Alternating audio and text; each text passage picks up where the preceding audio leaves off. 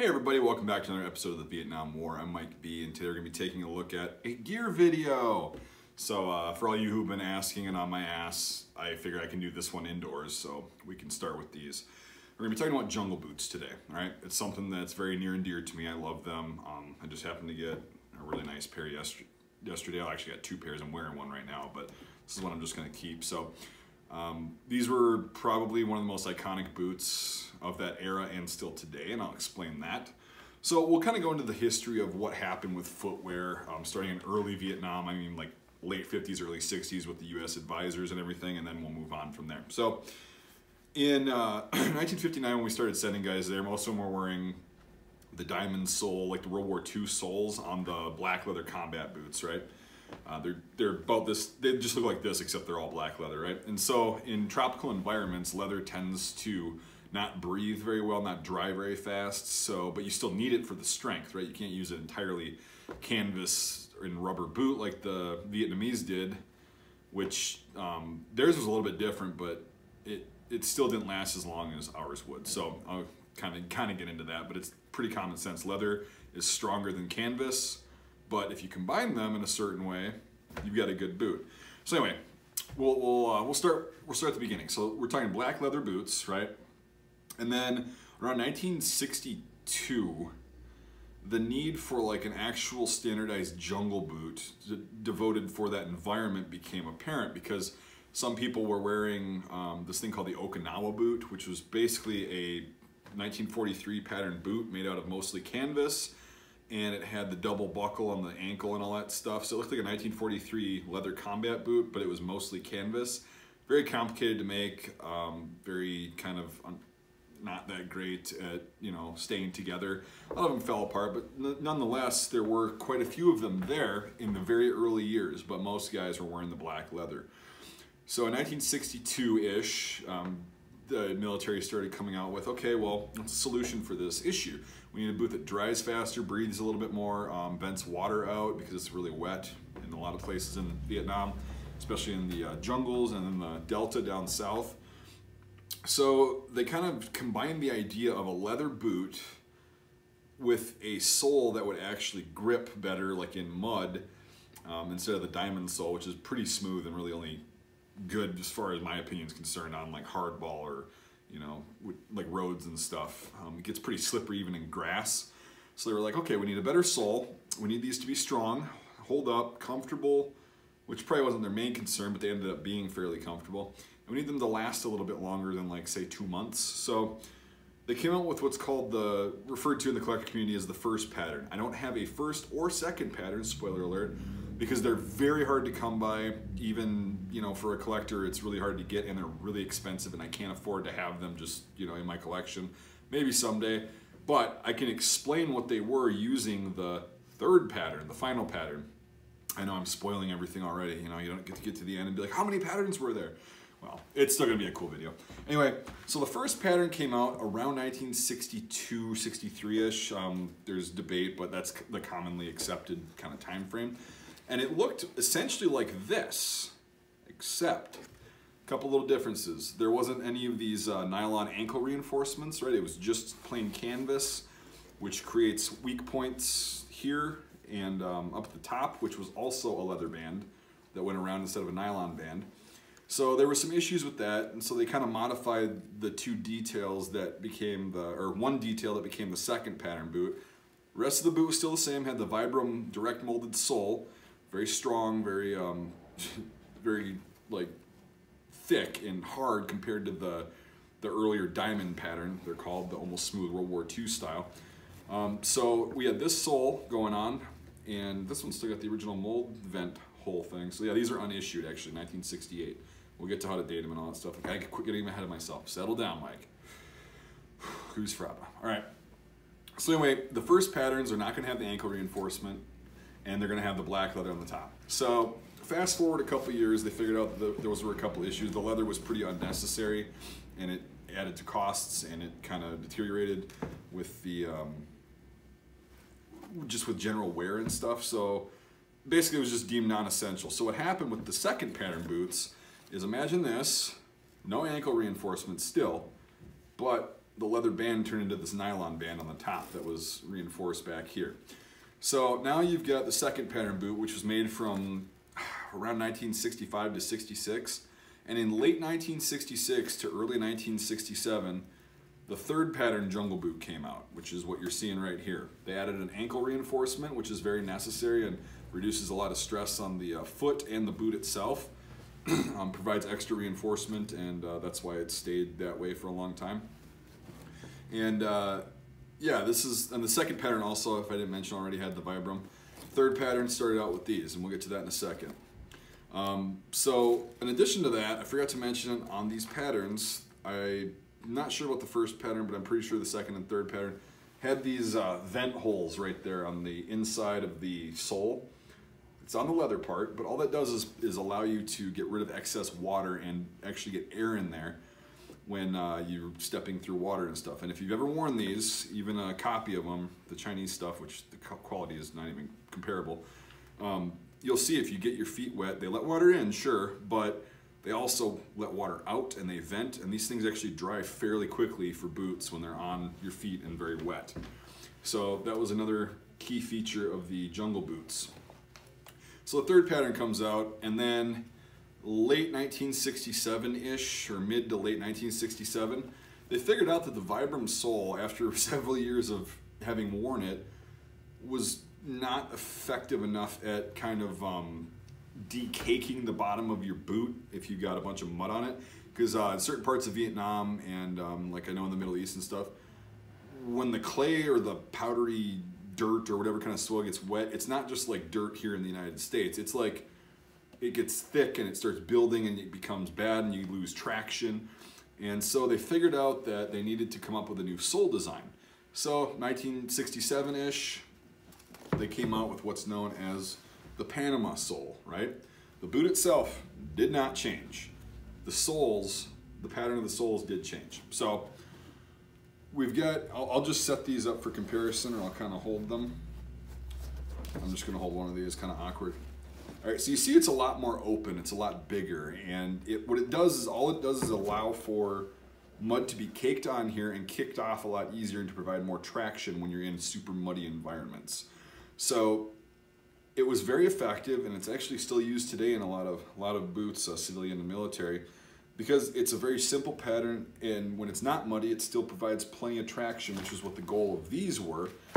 So in about 1968, you start seeing a lot more of the Panama soles getting issued. However, that being said, oh wow, there's still a lot of dirt on these. These have been mine for years, so they're really dirty and disgusting, and they still don't look bad, and I've used them quite a lot. That being said though, while they were switching to the Panama soles and it was adopted officially, all of the manufacturers still had all of the molds and the contracts to fulfill for all the Vibram sole jungle boots. So what ended up happening is these were made well past the official transition to the Panama sole.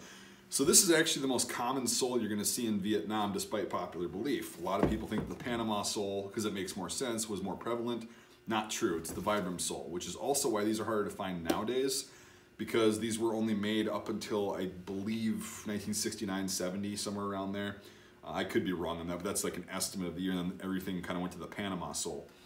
So you got the Vibram sole, which is something I've been hunting for in my size for years, and when I found them, I had 2 pairs left, so I grabbed them both. This is the pair that I'm going to keep for my actual collection, and I'll tell you why in a little bit regarding the size. I wear 14, so yeah, it's hard to get in my size, especially with the Vibram sole.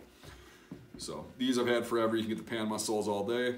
These stopped being made in the late 60s. These were made until the late 80s, so we got that going. All right, so these were, like I just said, made up until the 1980s in the Panama sole. These are actually dated 1988, right? The design didn't really change much. There's a couple ways you can tell if your boots are actually Vietnam era, so 1973 or before. The first way is to actually look at the tongue on the outside, right? If they're newer or lightly used, this is probably going to be a really good indicator. Right here, you're going to have the size, 14R, and the date. The month is going to be 3, so March of 68. So these are dated March of 1968.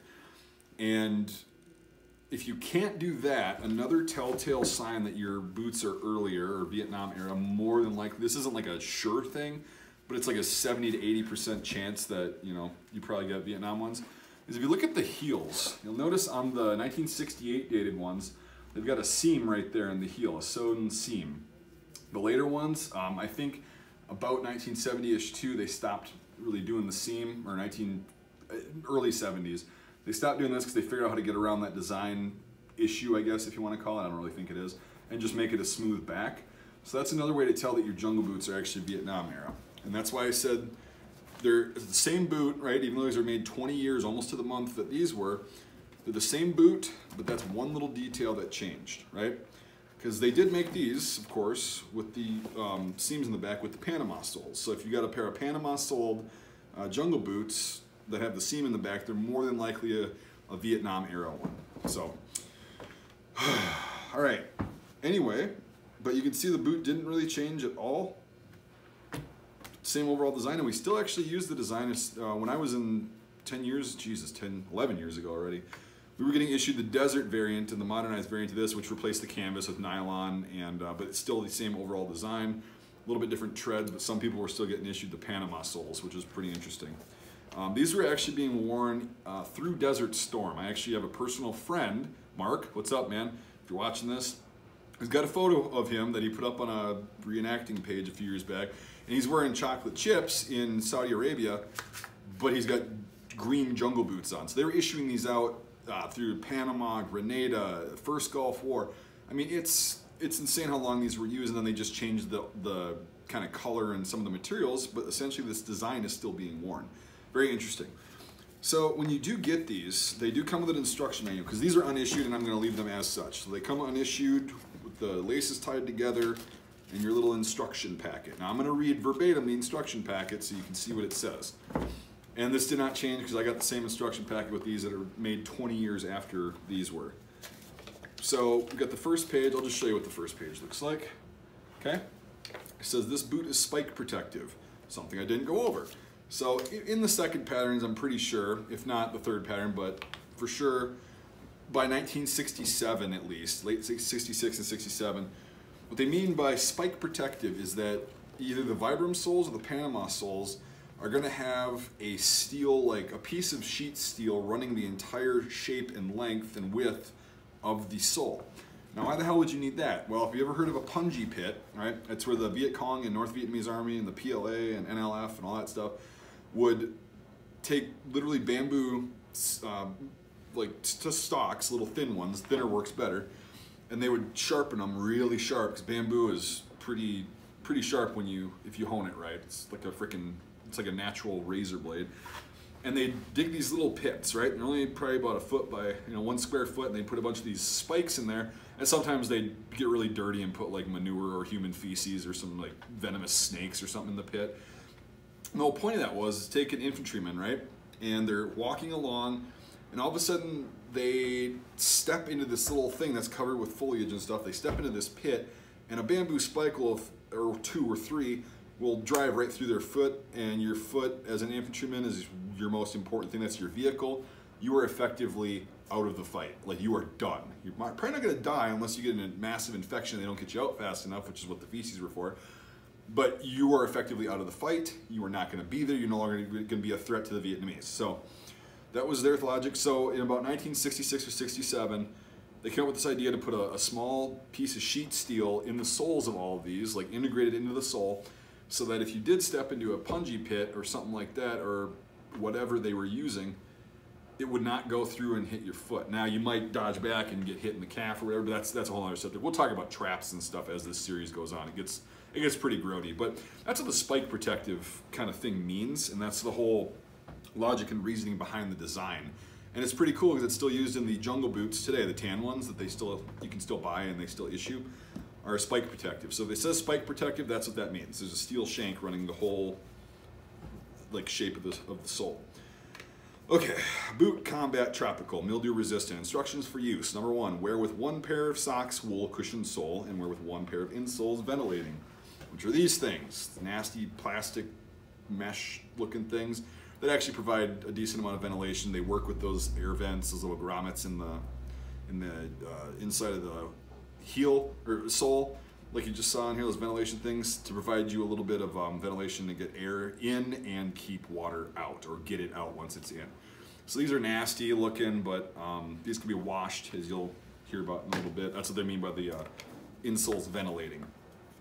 So sizes, number 2. The tropical boot is supplied in whole sizes, 5 through 14 in extra narrow width, and 4 through 14 narrow, regular wide, and extra wide width. The boots should be worn longer and wider than the combat boot you normally wear, i.e. the leather ones you get in boot camp, in order to allow for normal swelling of the feet in hot weather, and must be fitted with the ventilating insoles and cushioned sole socks. So there's a system to this. They thought about this to, you know, stop a certain issue that they're going to bring up here in a second. Number 3, pull on boots, seating heel firmly into place, and double lace at 3rd or 4th eyelet. Boots should fit snugly but not tightly. Again, to account for the swelling, so you don't cut off circulation. You're not getting chafing, extreme chafing going on, and uncomfortableness. Again, your feet are out of the fight. Your feet, there's something wrong with your feet as an infantryman. You are done. Like, you're gone. You're out of the fight. You are no longer effective. You're a liability to the rest of the people you're with. You need to get out. So they've effectively taken you out of the fight if you don't take care of your feet. So number 4, trousers should be worn on the outside of the boot. This is why you see most guys that are out in the bush, they don't have their trousers tucked into their boots. That was a post-Vietnam thing a lot of times.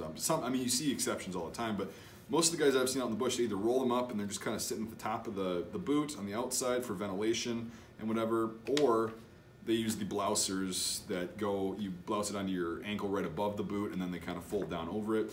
Both of those that I've seen, most of the vets that I talked to said they just rolled their stuff up when they went out on patrol and stuff. And I said, what about snakes and bugs? They said, well, there's a chance that you might get a snake or a bug up your pant leg. There is a 100% chance that it's going to be hot and disgusting, and you're going to want as much ventilation as you can. I said, okay, that's fair.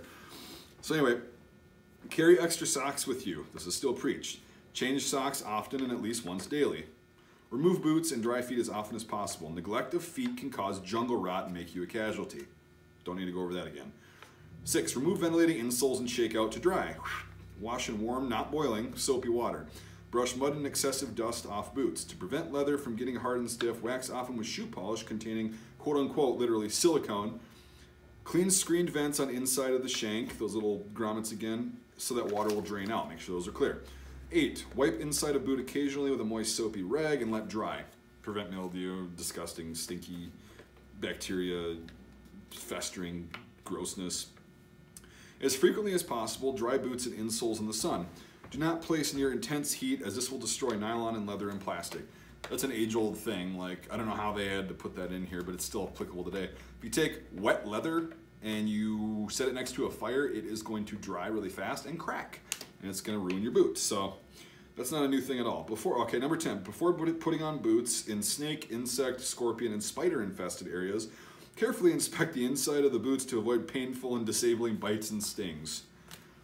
So again, if you live down south, you know about black widows. It's the same thing, but us up here don't have a lot of stuff that wants to kill us with one bite.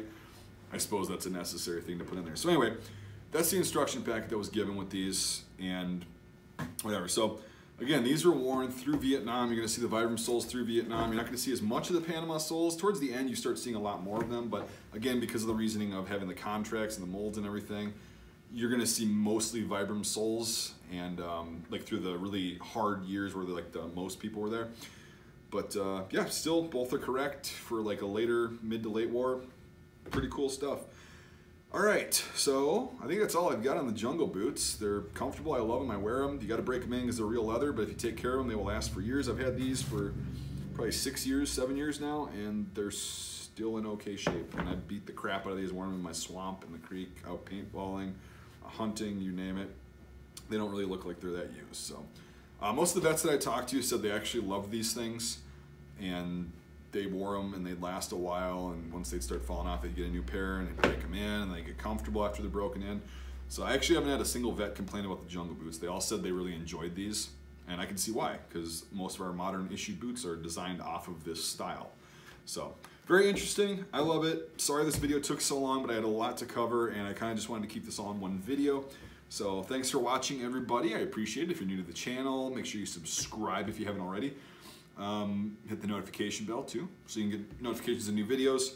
And then Yeah, consider supporting the channel if you would. I'll put a link in the description. You can do it directly. Every little bit helps. I'm going to start getting more stuff for Vietnam, and the more we donate, the more I can get and show you guys and talk about as far as gear and other little knickknacks and stuff like that.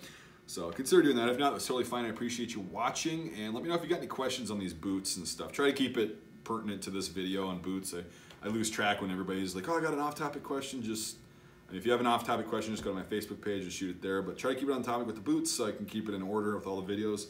And yeah, I'll try to answer your questions. I'm not an expert on this stuff. I just know what I know from years of being obsessed with this stuff. Vietnam is one of my favorite time periods, if you haven't gotten that already from my videos, so that's why I'm doing this, and I had a lot of requests for it.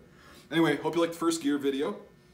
Solely dedicated to gear, and I really appreciate you guys watching. Again, let me know if you got any questions in the comments about these, and I'll try to answer them. Again, thanks for watching. I can't say that enough. I really do appreciate you guys. And we'll see you on the next video.